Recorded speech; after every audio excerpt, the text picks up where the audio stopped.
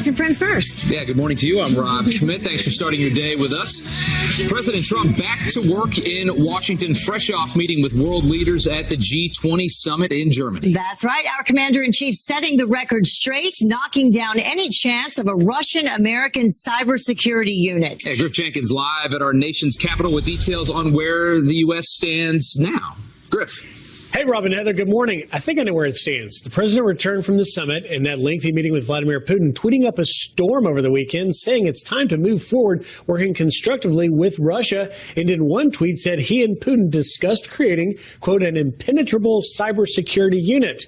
That drew immediate backlash from Democrats and Republicans. Senator Marco Rubio tweeting, quote, partnering with Putin on a cybersecurity unit is akin to partnering with Assad on a chemical weapons unit.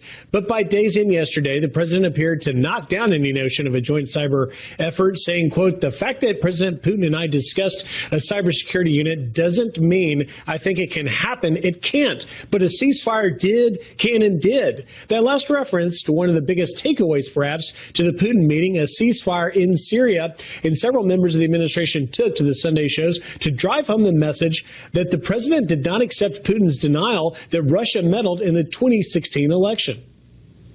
The president absolutely did not believe the denial of President Putin. What the president did is he immediately came into the meeting, talked about Russian meddling in the U.S. election, went after that issue at least 2 separate times. This was not just But missing in those series of tweets was the president directly rejecting Putin's denial. So we shall see. That has some lawmakers, like Senator Lindsey Graham, still troubled. When it comes to Russia, I am dumbfounded. I am disappointed. And at the end of the day, he's hurting his presidency by not embracing the fact that Putin's a bad guy who tried to undercut our democracy, and he's doing it all over the world. You know, one of the things. What will we hear from the president today? I don't know. There are no public events on his schedule. Perhaps an opportunity to do some tweeting. We'll see, guys. Could be and work on some health care, too. Yeah. All right, Griff, thanks so much. Thanks. Well, something he may be tweeting about today is this response that is coming over his daughter, Ivanka, sitting at one of the tables in one of the meetings during the G20. Briefly at the G20 summit, she sat in for the president who had to step out. You know, the Twitter world and a lot of the mainstream media and the critics of the administration went wild with this. Here's a quote from New York Times, I believe the columnist, Charles Blow. Why the hell is Ivanka Trump sitting in for daddy at G20 meetings? What are her qualifications? Who voted for her? And then here's Elizabeth Spears from Gawker. She says that the G20 is not take your daughter to work day. And this one we thought was the funniest one. This is a women's rights activist, Amy Siskind. This kind of thing happens all the time in dictatorships. The irony there is that the president allowing his daughter to sit in for him. Yeah. And here's a montage of what we saw in the mainstream media. Ivanka Trump, she briefly took a role, on a critical role, we should say, at the G20 summit. The president's daughter, Ivanka Trump, sat in on meetings at the G20. What's her role? We should point out senior administration officials are downplaying that this was any sort of, big deal. It's a reminder that, when President Trump is abroad or even when he's dealing with policies on the domestic front, it is a family business at times. This is the deal when you're talking about the Trump White House.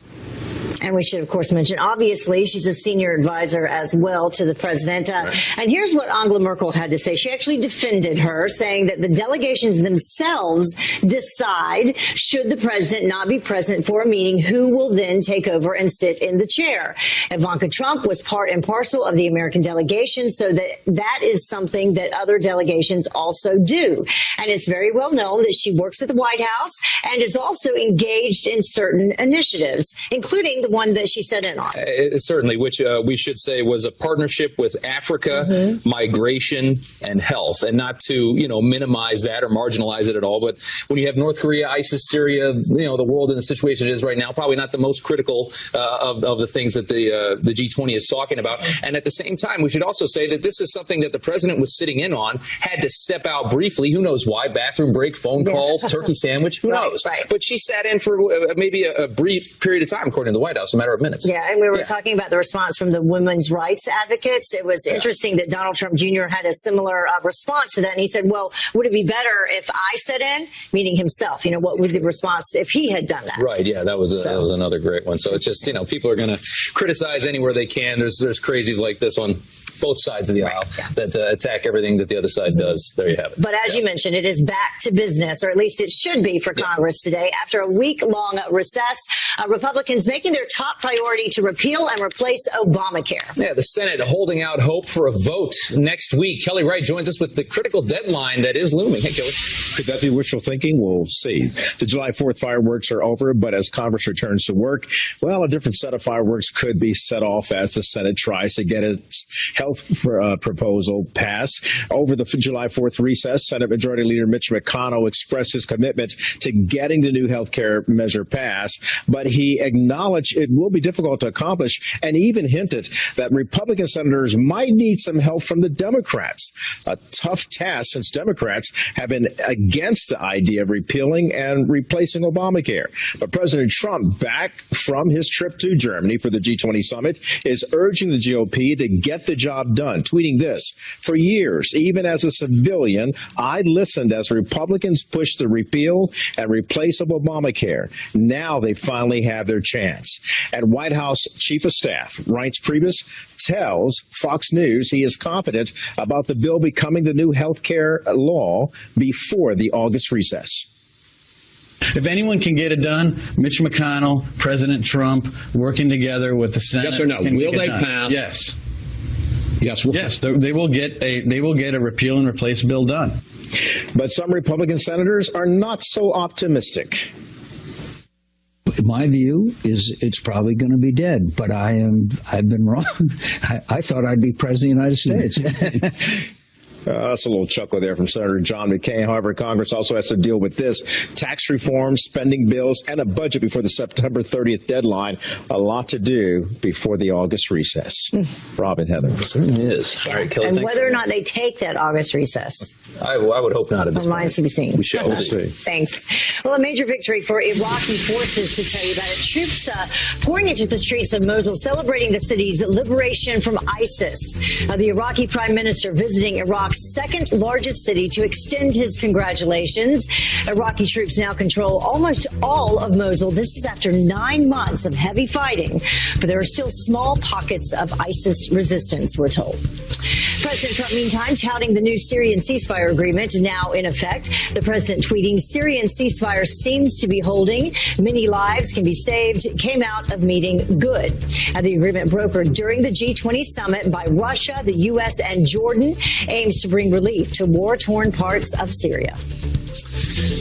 All right, hours from now, Charlie Gard's parents will be back in court fighting for their terminally ill son's life. Officials hoping the court will reconsider their ruling today that Charlie's extremely rare genetic condition is untreatable and that he should be taken off life support. His parents, Chris and Connie Gard, delivering a petition with 350,000 signatures on it to allow him to get treatment abroad.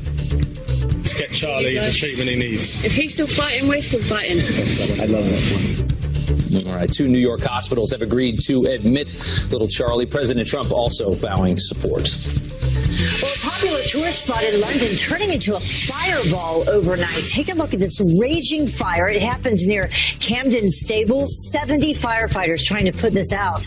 There were fears that the building was actually going to explode. It looks like it did, but